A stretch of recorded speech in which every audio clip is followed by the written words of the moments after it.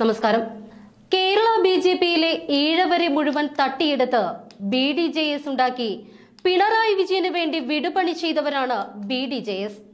സാമ്പത്തിക തട്ടിപ്പിലാകപ്പെട്ട Vellappally നടേശനും Tushar വെള്ളാപ്പള്ളിയും 2019 parliament തിരഞ്ഞെടുപ്പിലും 2021 assembly തിരഞ്ഞെടുപ്പിലും തിരഞ്ഞെടുപ്പ് പ്രചരണത്തിനുള്ള fund പോലും തട്ടിയെടുത്ത് കർണാടകത്തിൽ ബാർ ഹോട്ടലുകൾ വാങ്ങുകയാണ് ഉണ്ടായത്.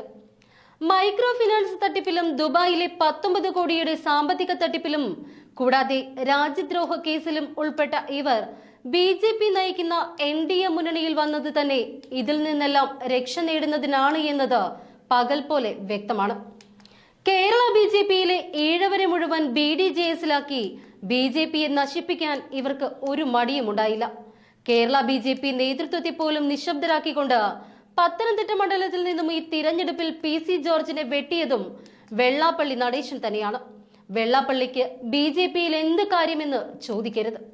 CPMൽ നിന്നുള്ള പല പ്രമുഖരും BJPയിൽ ചേരാതെ കേരള BJP തടഞ്ഞു നിർത്തിയിട്ടുള്ളതിന് പിന്നിലും പിണറായി വിജയന്റെയും വെള്ളാപ്പള്ളി നടേശന്റെയും സമ്മർദ്ദം തന്നെയാണ്.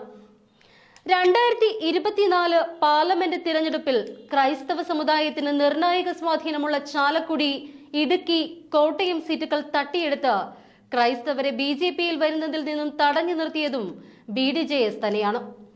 ഈഴവർക്കും തങ്ങൾക്കും പ്രധാനപ്പെട്ട ആലപ്പുഴ, കൊല്ലം പാർലമെന്റ് മണ്ഡലങ്ങളിൽ BDJS മത്സരിച്ചാൽ തങ്ങളുടെ അഭിമാനം ഇല്ലാതാകുമെന്ന് വെള്ളാപ്പള്ളികൾക്ക് നന്നായി തന്നെ അറിയാം.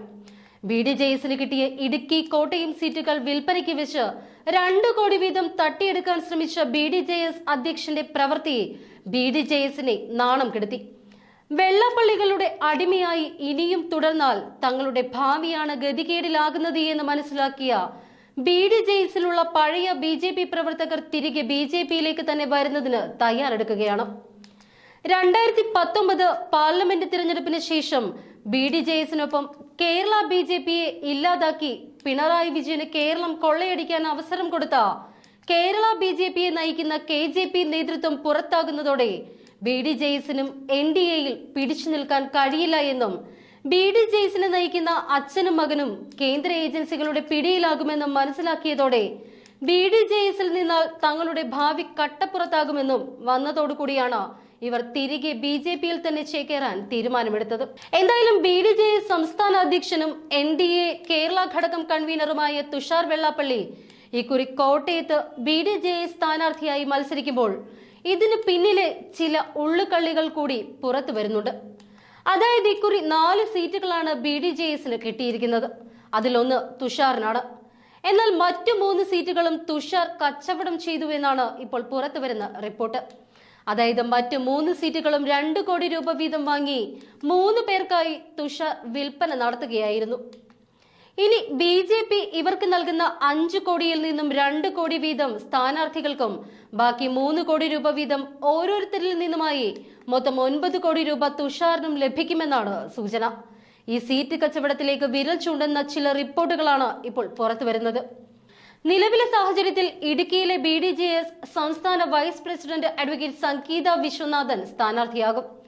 ചാലക്കുടിയിൽ KA ഉണ്ണികൃഷ്ണനെയും മാവേലിക്കരയിൽ ബൈജു കലാശാലയെയും സ്ഥാനാർത്ഥികളായി നേരത്തെ തന്നെ പ്രഖ്യാപിച്ചിരുന്നു. കേരള കോൺഗ്രസുകാർ ഏറ്റുമുട്ടുന്ന കോട്ടയം മണ്ഡലത്തിലേക്ക് തുഷാർ കൂടി എത്തുന്നതോടെ കനത്ത മത്സരമുണ്ടാകുമെന്നാണ് വിലയിരുത്തൽ.